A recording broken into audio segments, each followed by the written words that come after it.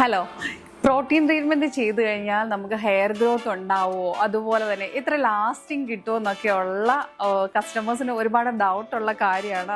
അതിൻ്റെ ഒരു നമുക്കൊരു വീഡിയോ ചെയ്യാമെന്നുള്ള രീതിയിലാണ് ചെയ്യുന്നത്. ഒരു 2.5 വർഷം മുന്നേ നമുക്കിത് കണ്ടോ പ്രോട്ടീൻ ട്രീറ്റ്മെൻറ്റ് ചെയ്തതാണ്. ഇപ്പോൾ വെക്കേഷന് വന്നു. ഇപ്പോൾ നെക്സ്റ്റ് റൂട്ട് ടച്ചപ്പ് പോലെ ചെയ്യണമെന്നുള്ളത് നോക്കി എത്രത്തോളം ന്യൂ ഗ്രോത്ത് വന്നിട്ടുണ്ടോ നോക്കി. ഈ ഒരു ഹാഫ് മിഡ് ലെങ്ത് വരെ നമുക്ക് ഹെയർ ഗ്രോത്ത് വന്നിട്ടുണ്ട്.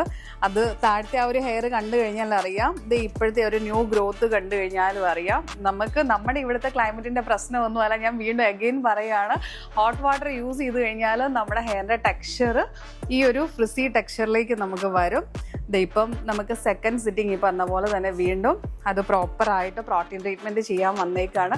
പ്രോട്ടീൻ ട്രീറ്റ്മെൻറ്റ് ചെയ്ത് കഴിഞ്ഞാൽ എത്ര ലാസ്റ്റ് ചെയ്യും എന്ന് ചോദിക്കുന്നത് കൊണ്ടാണ് ജസ്റ്റ് ഒരു വീഡിയോ ചെയ്യാമെന്ന് കരുതിയത്. കണ്ടോ ആ ഒരു ടെക്സ്ചർ കണ്ടോ നമുക്ക്. എന്നാൽ വലിയ ഒരിത് ഇല്ല. എന്നാൽ ആ ഒരു ടെക്സ്ചർ നമുക്ക് അൺമാനേജബിൾ ആയിട്ടുള്ള ഹെയർ ആയിട്ടും അല്ല, മാനേജബിൾ ആണ്. കണ്ടോ ഇവിടുത്തെ ടെക്സ്ചർ നോക്കിയേ, ഗ്രോത്ത് വന്ന ടെക്സ്ചർ.